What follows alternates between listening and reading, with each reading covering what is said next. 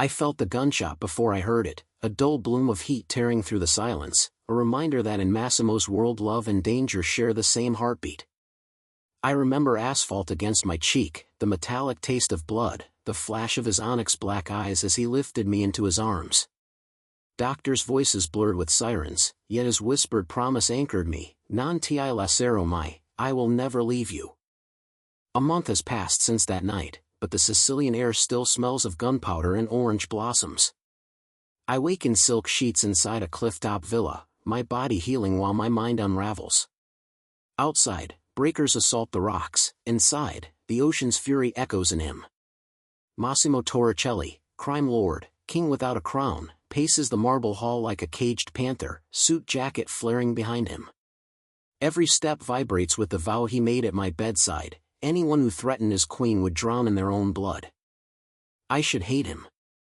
I tried, God, I tried, counting every bruise his empire has left on my life, every rule it shattered. My abduction 2 summers ago, the gilded captivity masquerading as courtship, the reckless ultimatum that I would fall in love with him in a single year or pay the price. Yet somewhere between terror and temptation I discovered a ferocious devotion, forged in the flames he lit around us. Now I'm no longer the hostage, I'm the woman he would burn the world for, and that power terrifies me more than his enemies ever could. Today the villa smells of Santo espresso and gun oil. I trail him into the weapons room, polished oak, recessed lights glinting off chromium barrels. He's inspecting a sleek Beretta when his gaze snaps to mine. "You shouldn't be here," he growls, half command, half caress. "I shouldn't have survived," I counter. The words hang between us, fragile and defiant. I step closer, testing boundaries like fingertips over a razor's edge. "Let me in, Massimo. I carry the scar, don't shield me from the war." His jaw flexes. "War is exactly what I am trying to keep from you. You promised me a kingdom, not a cage." My voice trembles, equal parts fear and need. "If I'm your queen, let me rule beside you." Something shifts in his eyes, admiration or resignation, I can't tell. He places the gun back on its velvet cradle as though surrendering a piece of himself. Then, with a slight incline of his head, he invites me to follow. We descend into the catacombs beneath the villa, corridors carved by smugglers centuries ago, now pulsing with low lights and whispered secrets. The heart of his syndicate beats down here, screens streaming surveillance feeds, maps riddled with red pins, men in tailored suits murmuring code names. They pause when they see me, surprise flickering before they bow their heads. Respect or fear? In this house the two are indistinguishable. Massimo's lieutenant, Domenico, hands me a tablet. Footage rolls, a rival family unloading crates marked with a silver scorpion, Adriano's crest. My breath stalls. Massimo's twin brother, the ghost we thought was dead, is alive and building an army. The sight of his face, a mirror to Massimo's but colder, tightens a fist around my heart. Domenico's words are a drumbeat: the shipment arrives at dawn. You know what has to be done. I glance at Massimo. His silence is absolute, yet his hand finds the small of my back, anchoring me to the present. For the first time he lets me stand at the war table. The men wait. I summon the woman I've become, one who survived bullets and betrayals, and speak. We strike fast, we strike clean, and we protect the innocents. No collateral. No one laughs. No one questions my authority. A nod ripples around the room. Plan in motion. Night swallows the villa as we prepare. I trade silk for Kevlar, stilettos for combat boots. In the mirror, mascara darkens the determination in my eyes, the scar along my ribs gleams like a metal. Massimo enters, watches me strap a holster to my thigh. "Seen you like this," his voice fractures. I fear the goddess I've set free. I cup his cheek, feeling coarse stubble against my palm. Then stand by my side and the world will kneel. I press my lips to his, a promise sealed in breath and blood. We ride through Sicilian backroads, headlights slicing the mist. In the SUV's hush I hear the rhythm of his pulse, it matches mine. I realize love isn't the absence of fear but the decision to face it together. The docks reek of salt and diesel. Crates clatter, men shout in Polish. We split, Domenico leads the flank, Massimo and I take the pier. Gunfire cracks. I crouch behind a shipping container, adrenaline singing in my veins. Massimo returns suppressing fire, I cover the blind side, remembering every lesson he drilled into me: breathe, aim, decide. A silhouette rushes us. I squeeze the trigger. The figure drops, gun skittering across concrete. Through the haze I recognize the insignia on his jacket, the silver scorpion. My stomach lurches but my hands remain steady.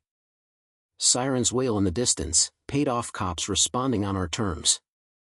Adriano is nowhere in sight, but the crates are ours now, their contents exposed, not weapons, but trafficked women, gagged and terrified.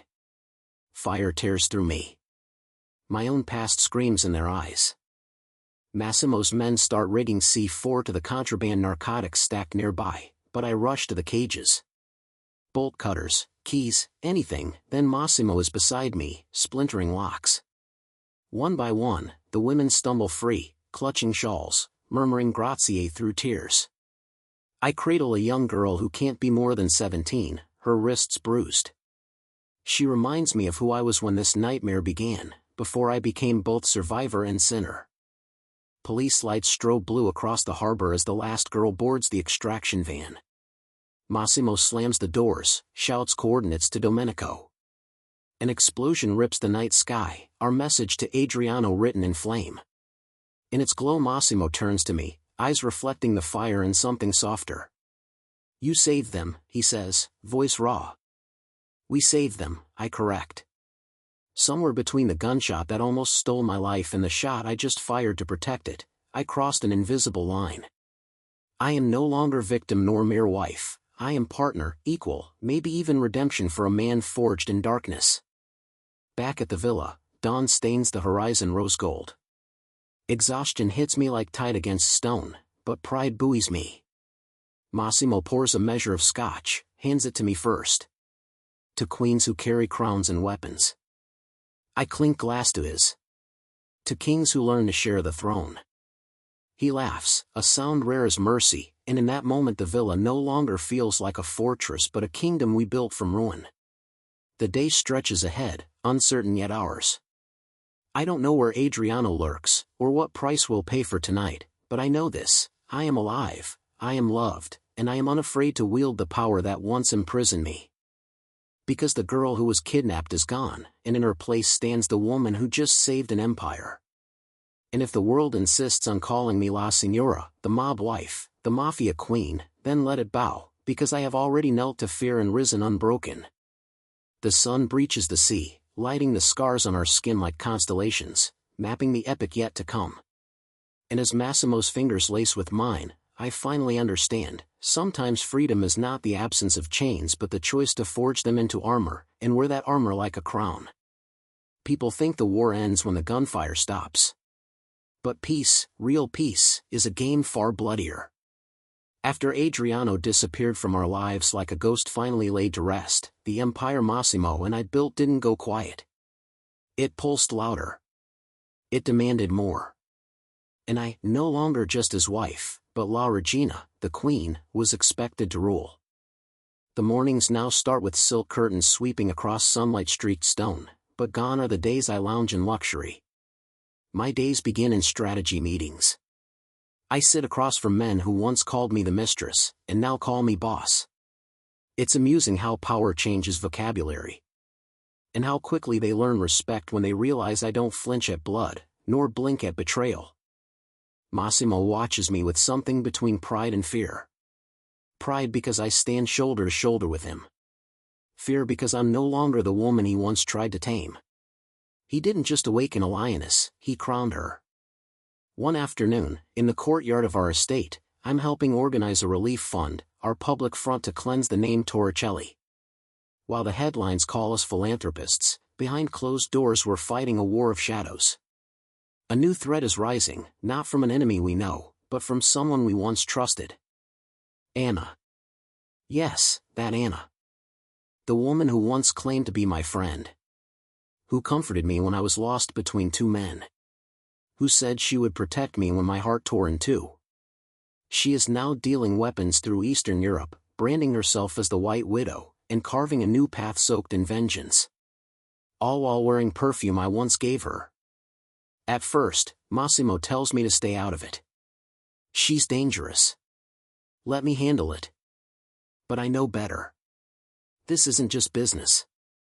This is betrayal wrapped in silk and smiles. And only a woman scorned can face another. I track her to Prague. Alone. The city is cold, gray, crawling with ghosts and spies. I walk into her gallery, where portraits of tortured saints hang beside bleeding ballerinas.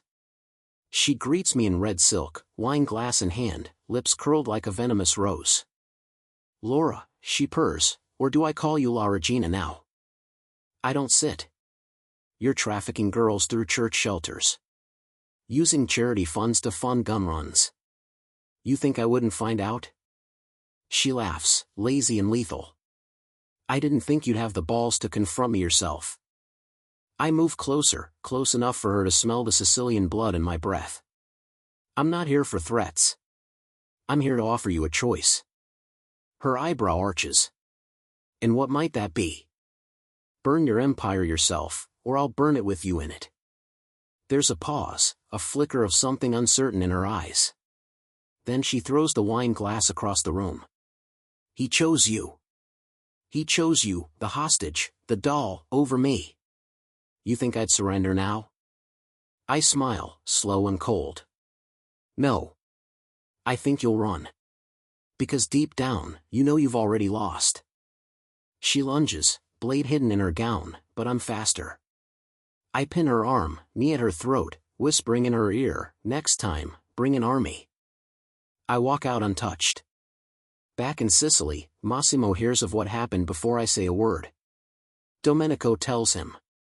The moment I step inside, his eyes are wild with fury. You went alone? Into her territory? Do you have a death wish? No, I say, pulling off my jacket. I have a kingdom to protect. He storms toward me, grabs my wrist, pulls me close. What if something happened to you? Then you'd crown someone else. That's how kings survive, isn't it? He doesn't answer. Instead, he kisses me so hard it's like trying to breathe inside a storm. No one replaces you, Laura. If you die, the crown dies with you. That night, we make love like war, teeth, hands, fire. Because love between kings and queens isn't tender. It's carved in scars and rebuilt through pain. Weeks pass. Anna vanishes. Her empire crumbles. And whispers spread like wildfire. La Regina does not forgive. We expand. Legitimate business. Media. Logistics. Agriculture. I build women's shelters in Palermo. I fund literacy programs in Naples. And I make damn sure that every girl we save knows this. You are not a victim. You are a survivor. And survivors make queens. But even as the empire grows, the danger doesn't sleep. One night, after a gala in Venice, Massimo and I return to our penthouse. There's a letter on the bed. One line, handwritten in blood-red ink. The child belongs to me. I freeze. He sees it. And we both know, this isn't about business anymore. This is about our son. The child I carry. The heir to the Torricelli name. The legacy growing inside me. A war is coming again. But this time, I'm not just protecting myself. I'm protecting our future. And I will burn the world down before I let it be taken from me. Because I am no longer the girl who was kidnapped. No longer the mistress trapped in gold. No longer a shadow in his story. I am the story now. And they will remember my name. Laura Torricelli. Queen of the Sicilian Empire. And mother of a kingdom that will never kneel again. They tried to take everything from me, my freedom, my love, and now, my child. But they've forgotten one thing. You don't threaten a queen. You awaken a monster. The blood-red letter haunted us for days. The child belongs to me. No signature. No seal. Just silence before the storm. Massimo locked down our entire estate. Armed guards doubled. Escape routes were mapped. And yet, as I stood on the balcony watching the Mediterranean roll against our cliffs, I knew this wasn't something I could run from. This wasn't just revenge. This was legacy warfare. One night, I walked into our war room, 7 months pregnant, barefoot in a silk robe, and told them all the truth. This baby is not just a Torricelli. He is the line between the past and the future. And I will protect him with every drop of fire I have left in me. Massimo looked at me like I was both his salvation and his damnation. And then it happened. Our convoy was ambushed outside Messina. 3 cars. 2 dead. 1 survivor. They were aiming for me, but I'd switched vehicles last minute, because the baby kept kicking and I needed air. That kick saved our lives. The message was clear, they weren't going to wait until the baby was born. They wanted him now. Not for love. Not for power. But to use him, to raise him in darkness, to erase the name Laura from history and rewrite it with blood. I refused. That night, I did what Massimo never thought I'd do. I called the commission. The heads of the 5 Sicilian families. The ones who answer to no one. I stood in their circle, belly round with life, eyes hard with war. I am not asking for protection, I told them. I'm asking for unity. Because if they take my child today, they'll take yours tomorrow. They listened. Not because I was right. But because I was terrifying. And because deep down, they knew, no one fights like a mother protecting what is hers. The next weeks blurred. Intelligence reports. Bribes. Betrayals. An ex-nanny from Naples leaked the truth. The attack was ordered by Elio Marchesi, a disgraced heir of a northern clan. Exiled. Forgotten. But still thirsty for a crown. And he believed that stealing the Torricelli heir would restore his bloodline. He had no idea he was about to challenge the wrong bloodline.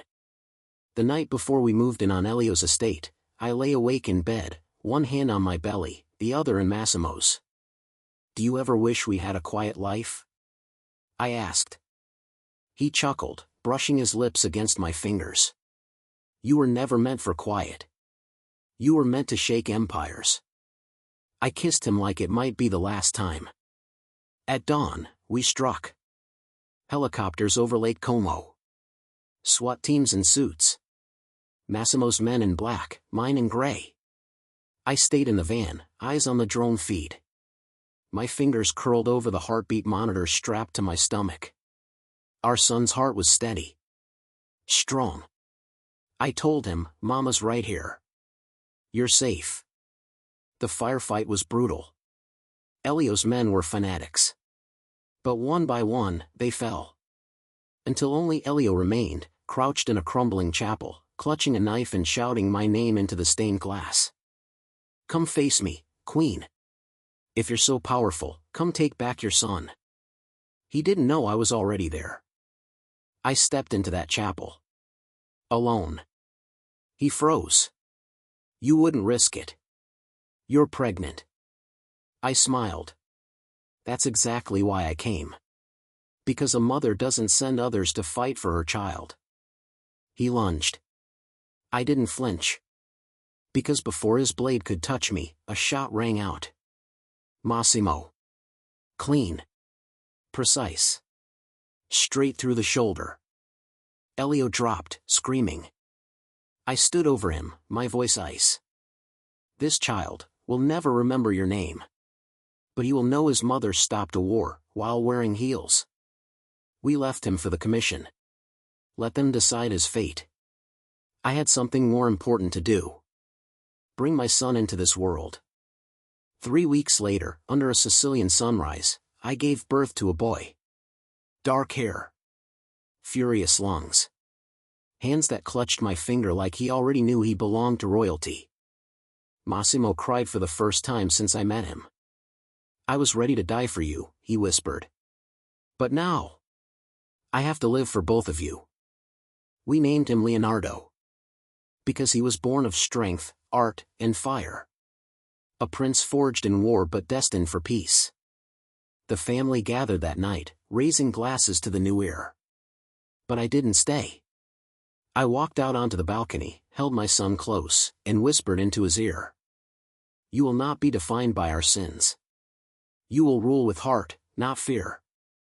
And if they ever come for you, my darling, they'll have to go through me first. Because I'm no longer just Laura. I'm no longer just the queen.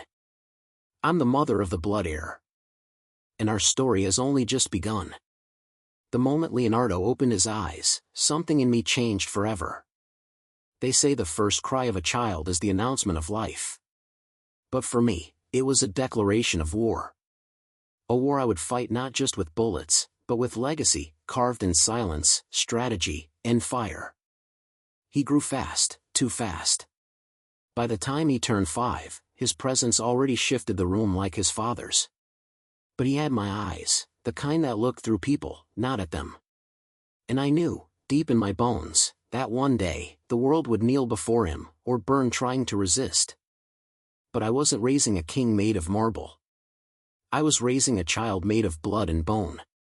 A boy who laughed when he ran barefoot through vineyards. Who begged to pet the horses. Who clung to my scarf when I left for Rome and whispered, Mama, don't let the bad people get you. The bad people never stopped coming. They didn't shoot anymore. They whispered. Planted stories. Dug up graves from our past and paraded them in tabloids. The Mafia queen raising a child in sin. Illegitimate empire. A boy born of blood. I kept him out of the spotlight, shielded from their venom, but even the thickest castle walls can't silence echoes forever. One day, I found Leo hiding behind the piano, clutching an old newspaper photo of me in handcuffs. His voice trembled. Mama, are you a villain? That question shattered me more than any bullet ever had. I knelt, took the photo from his tiny fingers, and said, No, sweetheart. I am what villains are afraid of. That night, I made a decision. If the world wanted to define his future by my past, then I would no longer hide.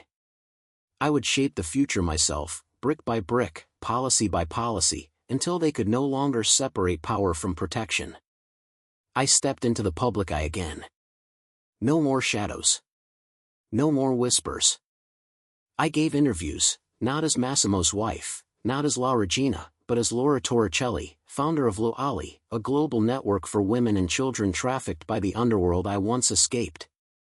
I told the truth, not for redemption, but for redefinition. I wasn't running from my history. I was rewriting it. And as the world watched, I saw it, the shift. The fear in their eyes replaced by fascination. The queen wasn't fading, she was evolving. But evolution comes at a price.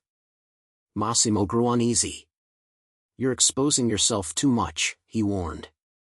If something happens to you. If something happens to me, I said, you raise our son to never be afraid of truth. He hated that answer. Because he knew I meant it. Meanwhile, Leonardo began to ask questions. Smart questions. Strategic ones. At 7, he was solving puzzles meant for teens. At 10, he asked me, why do they call us dangerous when we protect people? I looked him in the eye and said, because they're scared of families who fight back. That same year, he witnessed his first betrayal.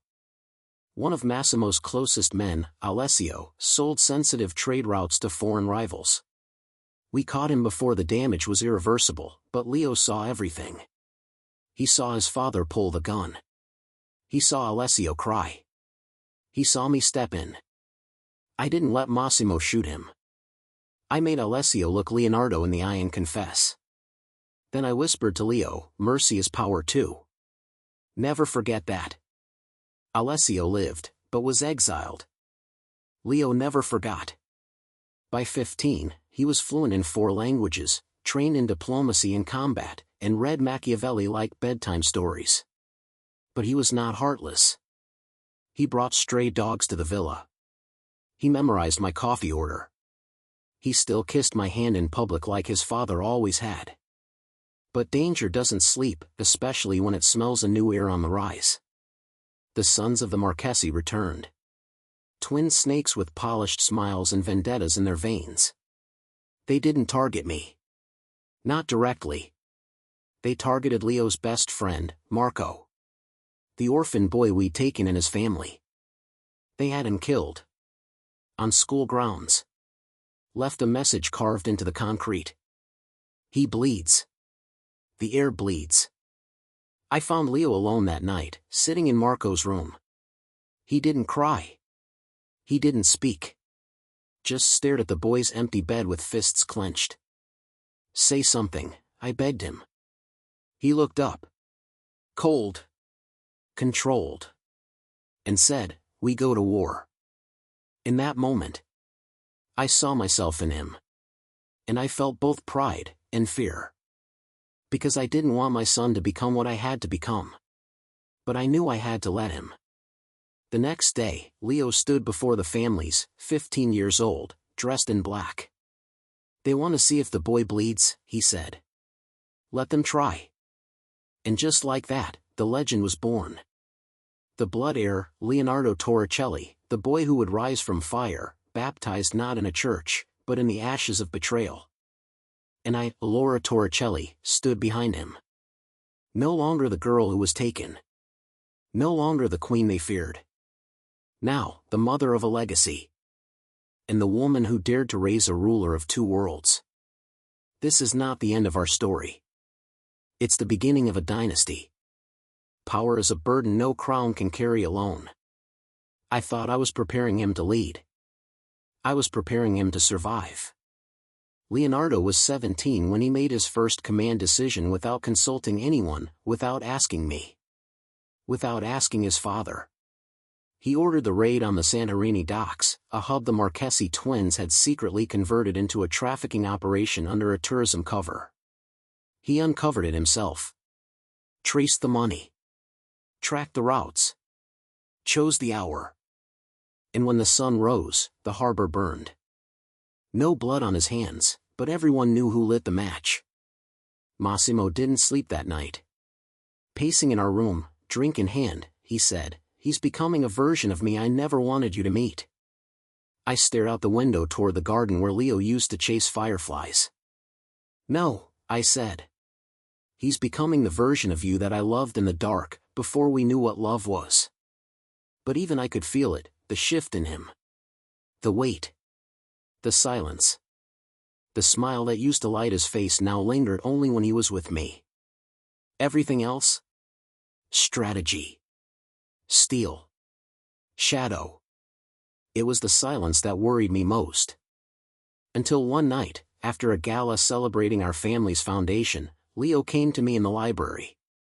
He was still in his tuxedo, bow tie undone, hair a mess. He looked older than 17, and yet, for a second, he looked like my little boy again. "Mama," he said softly, "I don't know if I want to be him." I turned to him. "Who?" "Him. The king." I stepped toward him. "Then don't. Be the son. Be the boy. Be whoever you want to be."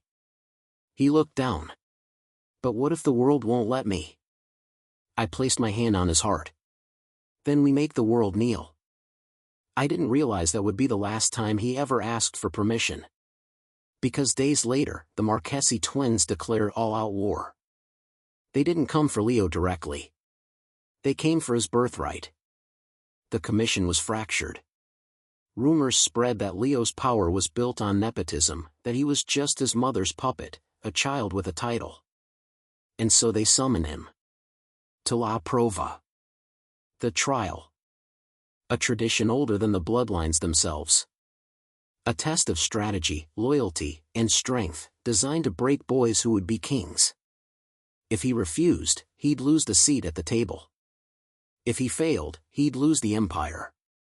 And if he succeeded, he'd become something none of them could control. Massimo raged. "He's not ready." "But Leo?" He stood tall, adjusted his cuffs, and said, "They think I'm still the child. Let them." I wanted to stop him. God knows I wanted to hold him and scream that it wasn't fair. That he deserved a life where kingship didn't mean bloodshed. But I also knew. He was my son.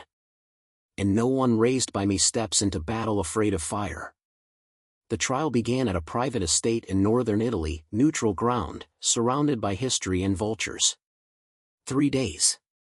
3 tasks. 1 king. The first was diplomacy. A debate on global expansion and family alliances. They tried to trap him. He redirected their logic so fast, even the moderators couldn't keep up. One judge whispered, "He thinks like a wolf in silk." The second was loyalty. They planted a fake betrayal. His closest advisor, Luca, was framed for leaking intel. Leo called their bluff. Refused to sacrifice his man. Turned the accusation around in under 5 minutes. Found the real traitor hiding in plain sight. Ruthless. Surgical. But the third test was the cruelest. They brought him to a private cell. Inside was a man, beaten, bruised, silent. His task? Deliver judgment. What no one knew was that the man inside was the one who'd killed Marco years ago. I was watching from the hidden feed. I saw Leo freeze when he recognized him. Saw the rage in his eyes.